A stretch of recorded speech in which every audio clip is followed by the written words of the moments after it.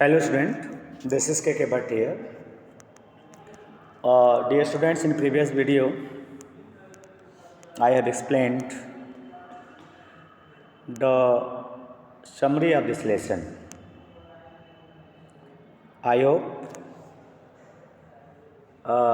will enjoy with that video and understand the story of this particular lesson. Dear student, today I am going to explain you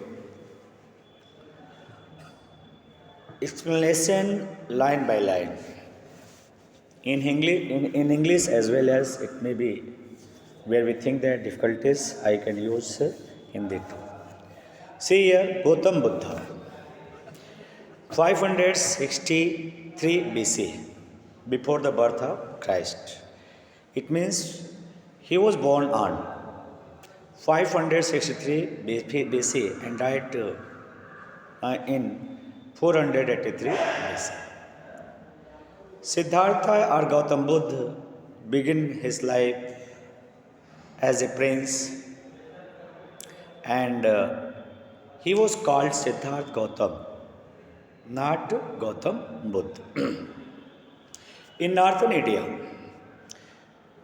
basically he belonged to the North India. At 12, he was sent away for schooling in Hindu sacred scripture.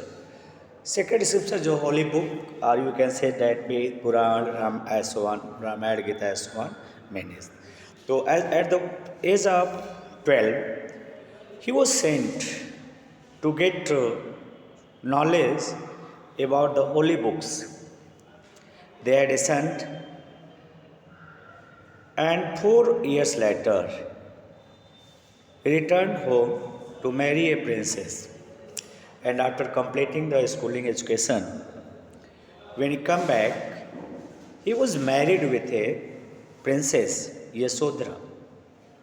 They had a son and living with family. He also got a son, or he had a son, and lived 10 years as befitted royalty. He lived a life like kingly, where there is no sorrow, where there is no grief. They had us at about the age of 25.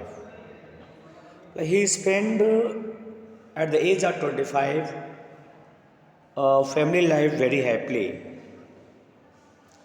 but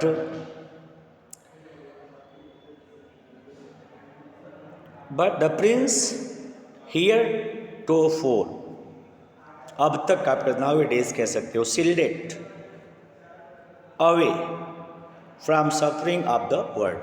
मतलब ये संसार जो कष्टों के जो संसार जो दुखों से भरा हुआ है, इस सांसारिक दुख से बिल्कुल वो अलग थे. अभी तक उनके महल में दुखों को के प्रवेश को वर्जित किया गया था. कोई सिक मैन या इस तरह के लोग वहाँ अंदर जाना अलाउ नहीं था.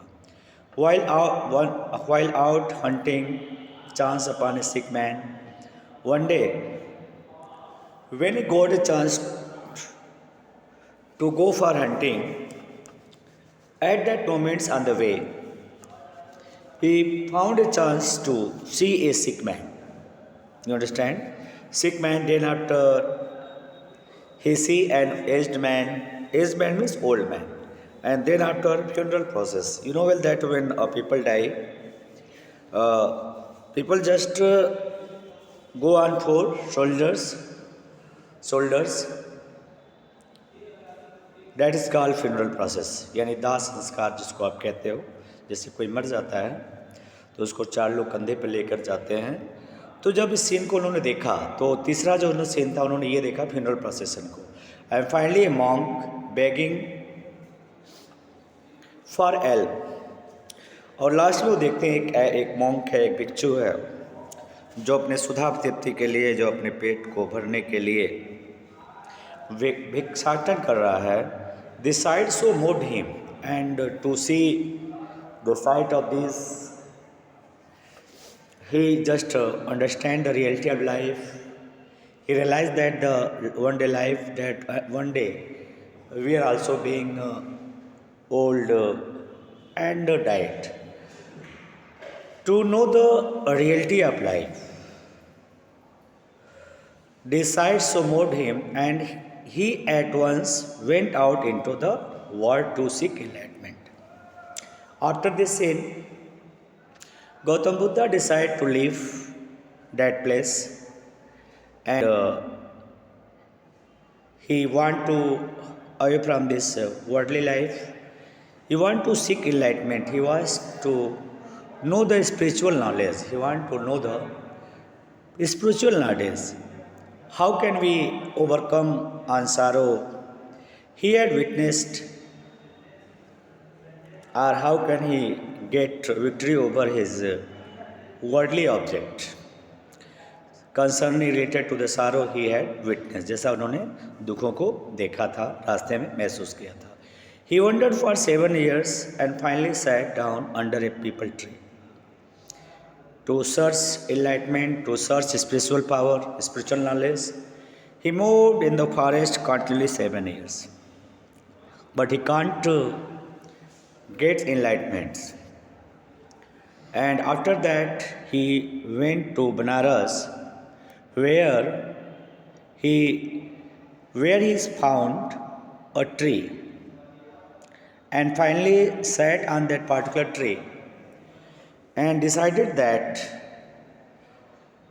जब तक वो डिसाइड करते हैं, शपथ लेते हैं कि जब तक उनको ज्ञान की प्राप्ति नहीं हो जाएगी, जब तक उनको आप ये पता नहीं चल जाएगा कि वास्तव में स्पिरिचुअल नॉलेज होता क्या है, आध्यात्मिक ज्ञान होता क्या है, तब तक उन्होंने कसम खाया कि वो उस पेड़ के नीचे से उठेंगे नहीं.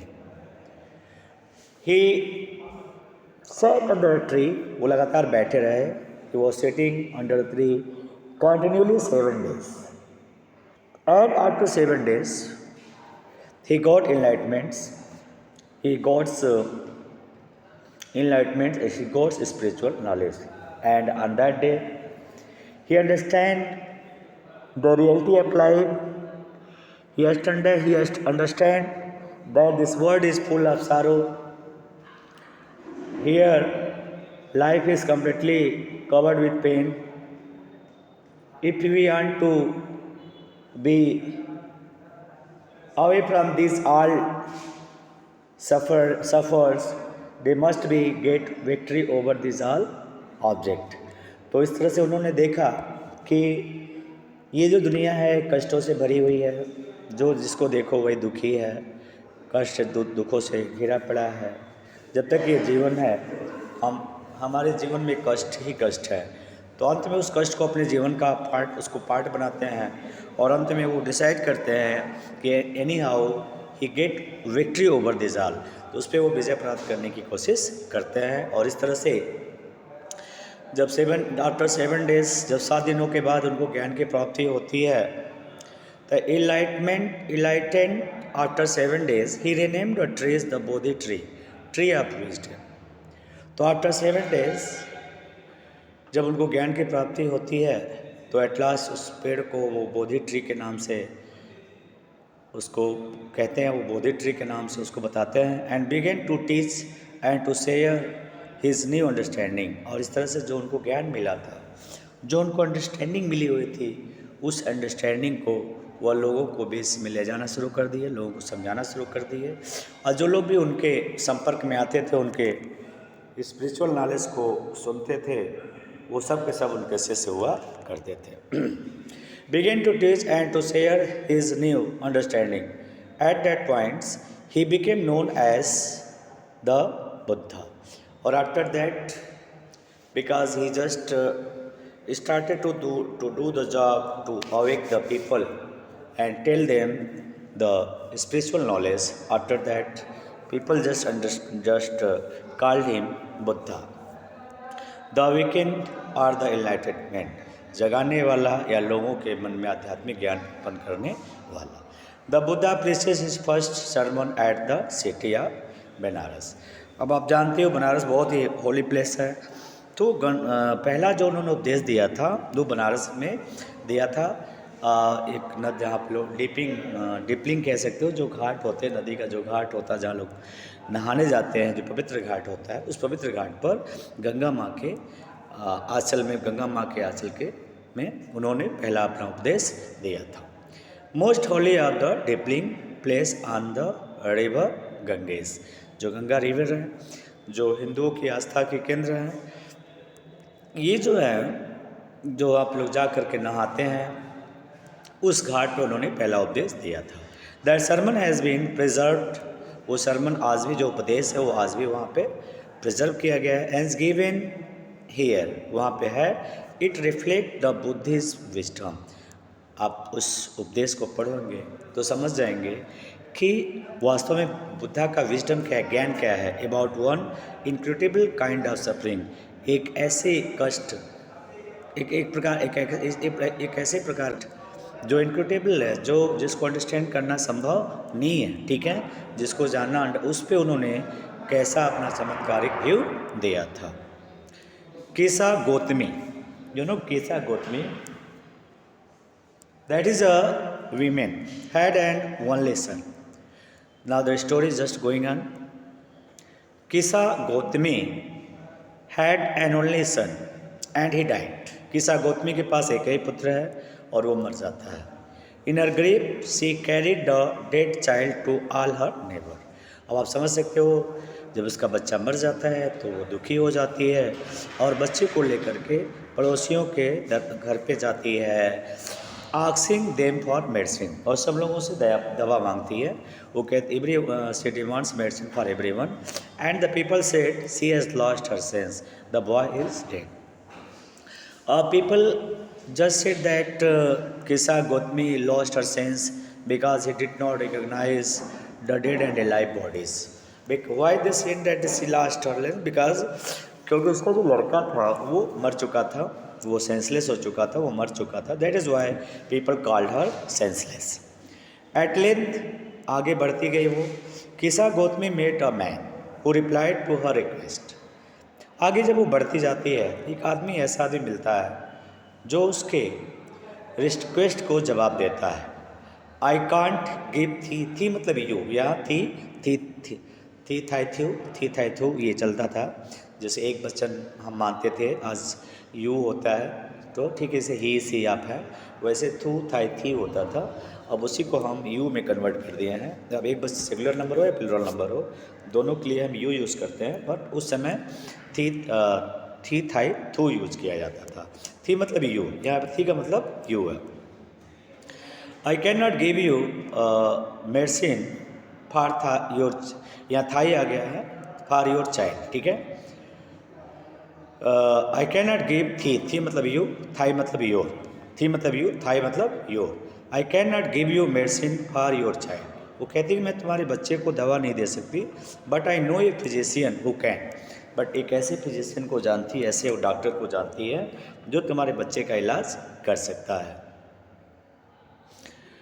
And the girl said pray tell me sir who is it, प्रार्थना करते, रिक्वेस्ट करते हुए पूछती कि भाई वो कौन है जो हमारे बच्चे को जीवन दे सकता है। And the man replied, at last जो आदमी है वो रिप्लाइड करता है, जवाब देता है कि गो to Shakya Muni. The point to be noted, Shakya Muni is also called Buddha.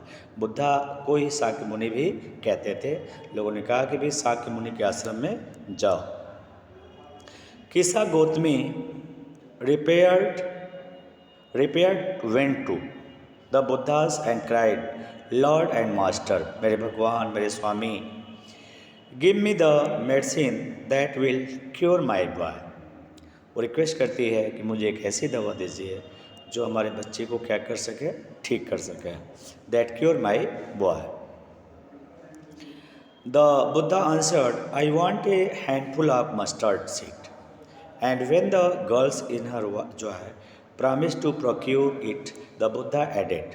Buddha ने क्या किया भी, उसे एक हैंडफुल सरसों का दाना मांगा, और जब बहुत आसान चीज़ है तो बहुत खुश होती है। वो तो सोचती है कि भाई वो कहीं से भी प्राकृत कर लेगी, कहीं से भी गेन कर लेगी।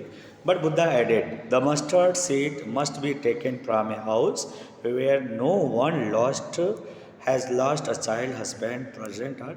तो कहते हैं भी मुझे मस्टर्ड सीड उस घर से चाहिए जहाँ किसी की मृत्यु ना हुई हो। Poor Kisa Gotami now went from house to house and people pitied her and said. जो घर घर जाते थे लोग दया दिखाते थे और पब्लिक कहते here is mustard seed take it. But when she had asked did a son or daughter a father or mother die in your family. तो जब वो पूछती थी भैया आपके घर में कोई मृत्यु तो नहीं हुई है, मुझे ऐसे घर से मस्टर्ड सीड चाहिए जहाँ किसी घर में कोई मृत्यु ना हुई हो। जब ऐसा वो कहती है they answered her alas the living are few but the dead are many. वो कहते हैं तो लोग कहते थे भी देखो मेरे यहाँ जीवित कम लोग हैं, मरे वालों की लिस्ट बहुत ज़्यादा है। There were one has lost a child husband parent and died.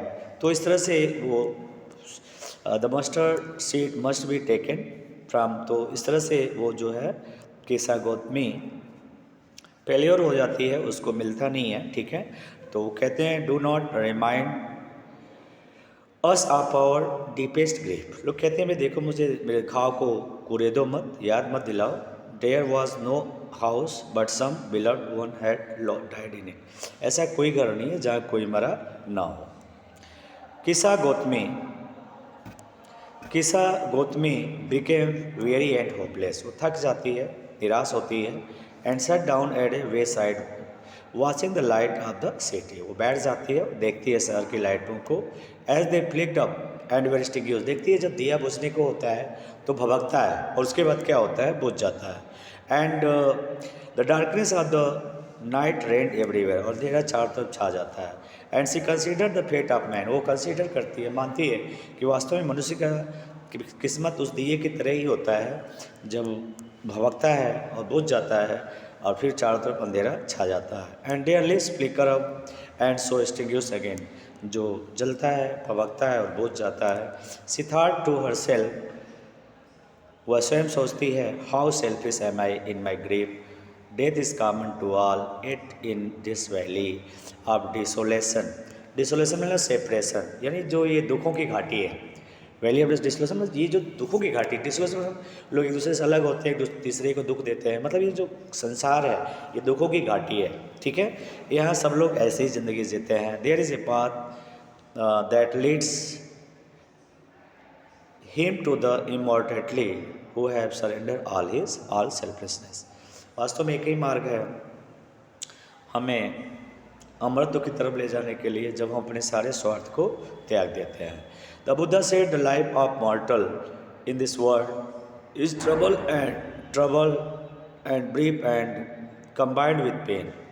Buddha कहते थे कि जो जीवन हमारा है वो कष्टों से भरा हुआ है, समस्याओं से भरा हुआ है, संचित है और इस जब तक ये है उसमें दर्द ही दर्द है।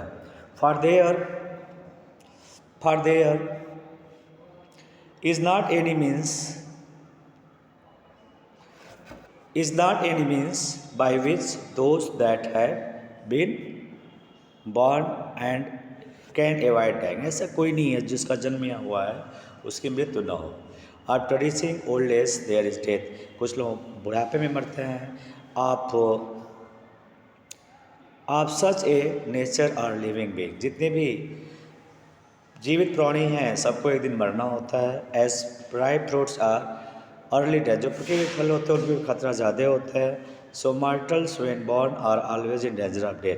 इसलिए जब भी व्यक्ति की जन्म होता है तो उसके ऊपर मौत का खतरा हमेशा रहता है। As all earthen vessel made by the potter in two is being broken. जैसे कुंभकार है सारे बर्तन को बनाता है, लेकिन वो सारे बर्तन भी एक दिन क्या होते हैं, टूटते हैं और ख़त्म हो जाते हैं। So is the life mortals. ठीक है, मॉर्टल। इस तरह से जीवन भी क्या है, मॉर्टल है, ख़त्म होने वाला है।